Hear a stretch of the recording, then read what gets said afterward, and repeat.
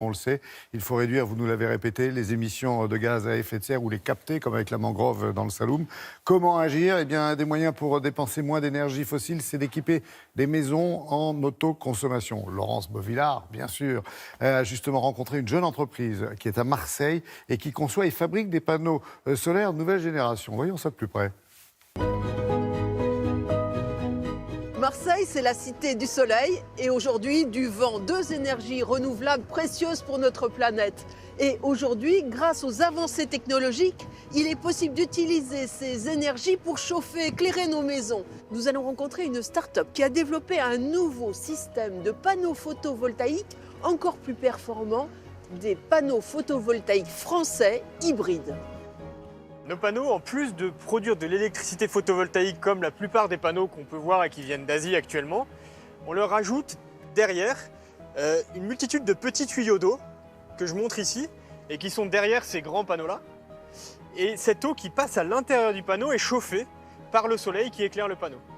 Donc en même temps qu'ils produisent de l'électricité par la face avant, à l'intérieur on a de l'eau qui circule, qui est chauffée et qui va pouvoir être utilisée dans le bâtiment. Là où un panneau photovoltaïque produit 1 kWh d'électricité, le panneau hybride produit 1,2 kWh d'électricité et 2 kWh d'eau chaude. Et c'est là où on arrive à produire 3 fois plus d'énergie qu'un panneau classique.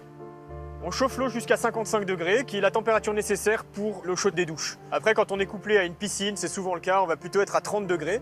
Donc ça dépend de l'utilisation qu'on en fait. L'eau chaude présente l'avantage d'être stockée. On produit l'eau chaude grâce aux tuyaux d'eau qui passe dans ce panneau et on va réchauffer votre ballon d'eau chaude. Et du coup, elle est stockée dans la journée pour être utilisée au moment où vous prenez vos douches. Donc le ballon d'eau chaude est une batterie qui stocke l'énergie solaire.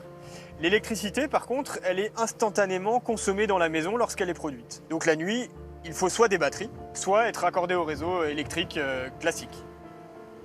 Ça va vous permettre de produire autant d'électricité que vous n'en consommez à l'année, et de produire environ 70% de votre eau chaude. Ce qui permet de faire d'énormes économies sur la facture d'énergie de la maison. Aujourd'hui, si vous installez 8 mètres carrés de panneaux photovoltaïques sans la partie hybride, ça coûte environ 6 à 7 000 euros TTC posés en toiture. Si vous installez avec la partie hybride, on va monter à 8 à 9 000 euros TTC. On va économiser entre 800 et 1 000 euros sur la facture d'énergie de la maison. Ça permet de rentabiliser le coût d'installation en 8 ans dans le sud de la France, peut-être plutôt 10 à 12 ans quand on remonte dans le nord de la France. Là, vous voyez la face arrière d'un panneau photovoltaïque classique. Et ici, vous avez l'échangeur thermique qui récupère la chaleur. Et c'est exactement la même épaisseur qu'un panneau photovoltaïque classique, le même aspect extérieur qu'un panneau photovoltaïque classique. Un panneau photovoltaïque normal aujourd'hui dure minimum 25 ans. Le fait qu'on fasse passer de l'eau derrière pour refroidir et récupérer la chaleur, le panneau photovoltaïque devant, hybride, va moins s'échauffer et donc va moins s'user. Et donc on sait qu'il va le durer un peu plus longtemps que ces 25 ans.